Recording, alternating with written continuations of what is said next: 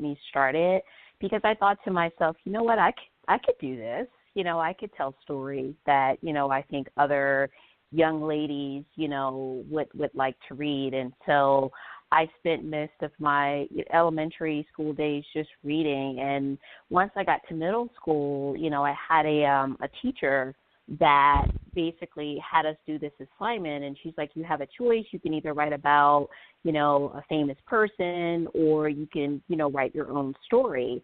And so everyone in my class wanted to write about, you know, the Martin Luther King, you know, Malcolm X, you mentioned Malcolm, and those kind of people. And all I kept thinking to myself was I could write my own story. You know, this is like my opportunity to finally see what I can do. And so I wrote a short story. I handed it in, and after class, she was like, Robin, I want to see you. And I was like, oh, my God, she hates it. It must be horrible. And so when I saw the paper and I saw all the red ink on it, I was like, yeah, she hated it. And she told me how great it was. She told me how talented I was. I was in the 6th grade. And so for me, that was huge. And so she's like, I really want you to go home and make some corrections to the story because I want to enter it into a contest.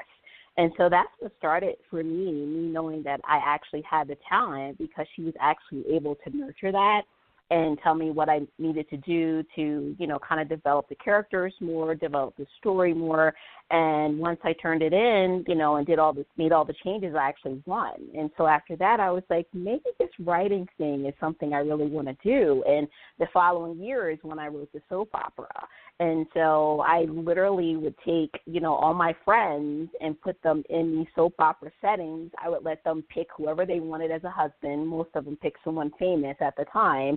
And I would just write these stories. And all around the middle school, you would see my pages being passed around in the hallways and different classrooms. And I eventually got in trouble because they told me that the content was too mature for, you know, my age and, you know, obviously my classmates. And so, you know, I was called to the principal's office. You know, I got had to bring my mom with me. They told me I couldn't, you know, do the soap opera anymore.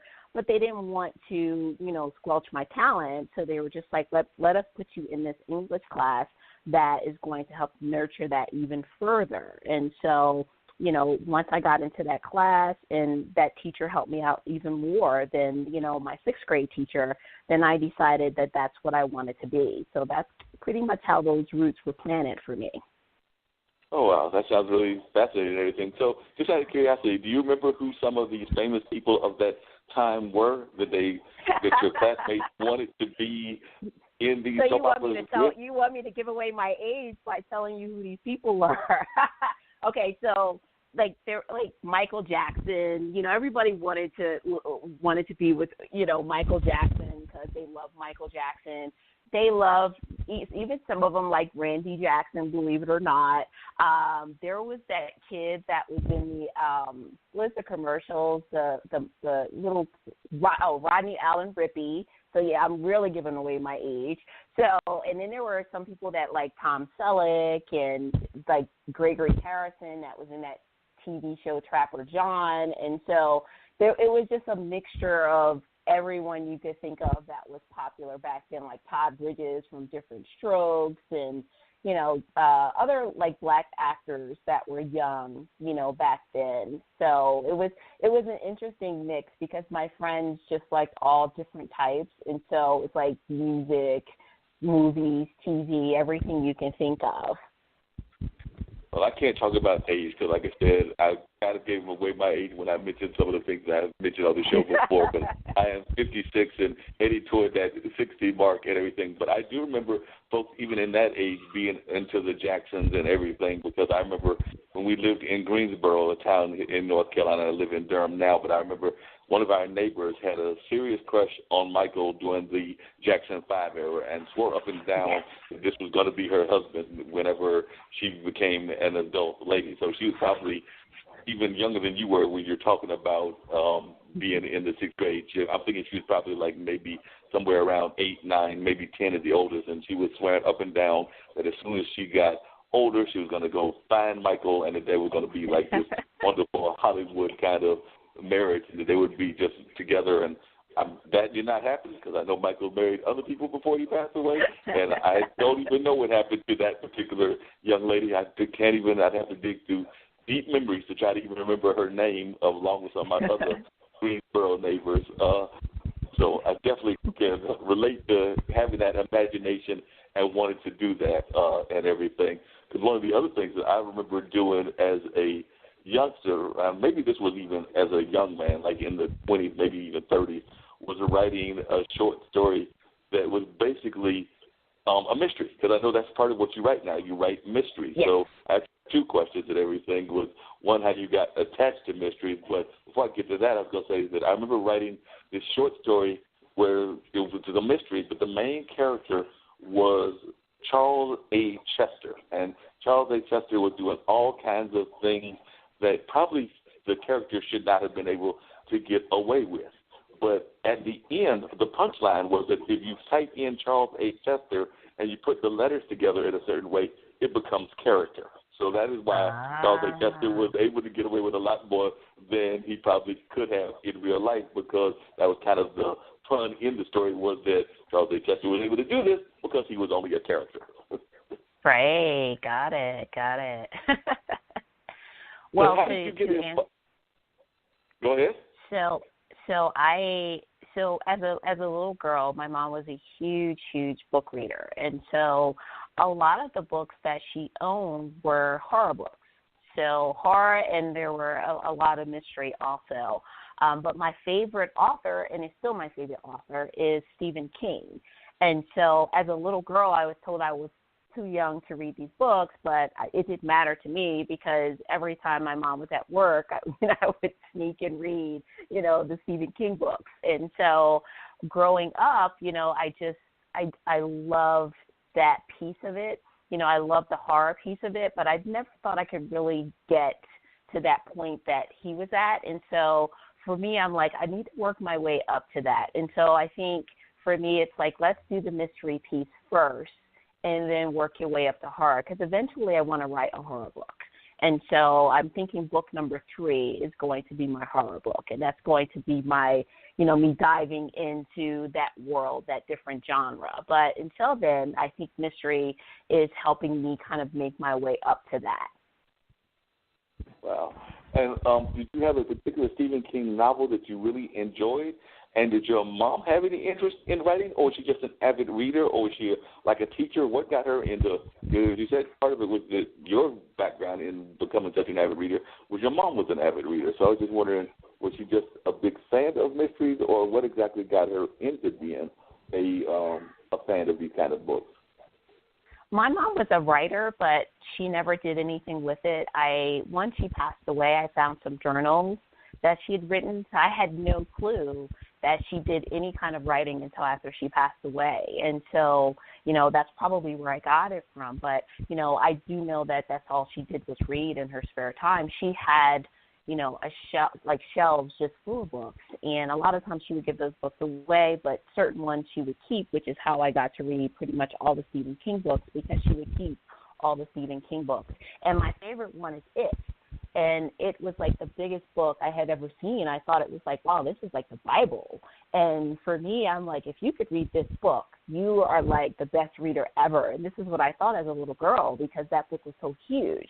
And so for me, I'm like, I got to read it. That is the ultimate book for me. And because I found it to be a challenge as a little girl, it became my favorite book, and Stephen King became my favorite author. Well, first off, I have to say two things to you about that. One is that I can understand about having people that are around you that are readers, and that building up your reading sense. Because my grandmother was actually a librarian, so I remember, and actually my dad even had some of the books that were part of her collection, and then one of the libraries in Raleigh has some of the books that are part of her collection. So there's actually a collection named after her, the Molly Houston Lee collection, in one of the libraries in Raleigh. But I remember her having books like those gallon books that would come and passing them on to me, and I think later on she probably passed them on to my younger brother as well. So I definitely remember that as being an impetus for my being an avid reader and being a fan of the written word and everything. But as far as it is also one of the scariest movies and scariest books. Scariest movies. I can't speak for the book, but one of the scariest movies of all time, because I have a good friend of mine who is actually a clown, and I remember that whenever they would put on their clown outfit, I, even as an adult, would show signs of fear and being petrified and things of that nature. And I put part of that on a couple of movies that I saw, namely It, because It and that clown definitely scared me even as an adult. So that movie just did it kind of for me, that I have, like I think they just did an It remake. I'm not in a rush to go see it because I don't want to go back through that trauma again. But I just remember, like, even to this day, I've gotten a lot better. And I have friends that are clowns, I have friends that are mine, so I have gotten a lot better. But there was a time frame that if a clown walked in the room, I know people have all kinds of phobias.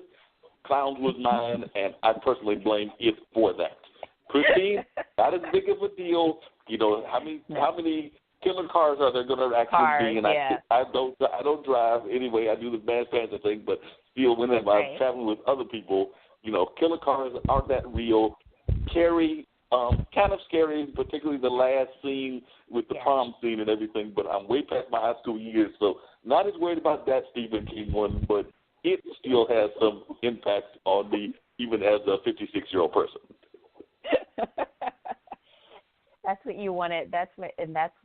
So when I talked I did a survey on Facebook and said, what are the things that scare you the most? Because I was curious, because I knew that eventually I was going to write, a horror book, and I wanted to find out what scared people. And I knew for sure that clowns was a part of it, because I'd heard that from several people when I tell them I love It. They're just like, why? That's crazy. It is, clowns are scary. But not only was it a thing with clowns, but I found out, that a lot of people are afraid of dolls. And so for me, I'm like, so I could write a book about clowns and dolls and mix them together and see what I come up with. So that's my tentative plan. Sounds like a good plan. I don't know if I'll be reading that book because it's got a clown in it, but I'll try to put that fear aside so I can read the book and everything. But I have also been a fan of mysteries. I mean, like, whether it's the old school mysteries of Sherlock Holmes or some of our older school ones, Agatha Christie, Nero Wolfe. I'm definitely a fan of Nero Wolfe. I've even been a fan of, like, Robert Parker and the whole Spencer series and everything. But I was just wondering, who were some of the people that you are a fan of as a mystery writer? And is there, like, a certain kind of style of mystery? Because when I read the bio on Two-Face, it sounds like it's very much not just a standard detective mystery, but it also has, like, a little bit of intrigue with it as well that might involve some other kind of stuff other than just the standard detective novel. So the book is, the Two-Face is a combination of a lot of genres. So you have your mystery piece of it. You have your suspense piece of it. It's very suspenseful. You have obviously the crime piece of it, because there's actual crimes that take place. There's some romance in there. There's drama in there. And so, when I decided to write the book, I decided to kind of mix together all the things that I like, which was a challenge, because there's a lot of stuff that goes on in those 282 pages, and that's the truth. And so that's what when you hear people talk about Two-Face, or you see the reviews, that's what people talk about. But there's a lot of twists and turns. You think you know who did it, and then, I throw something else at you, and then it's like, okay, it wasn't that person, then it must be someone else. And so because I like so many different authors, I decided that I wanted to kind of take what I feel is the best thing I like about those, particular authors, and kind of put it into one book.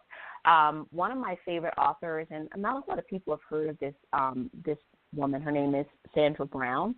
I love her because she's able to kind of combine all of those things I talked about in a book.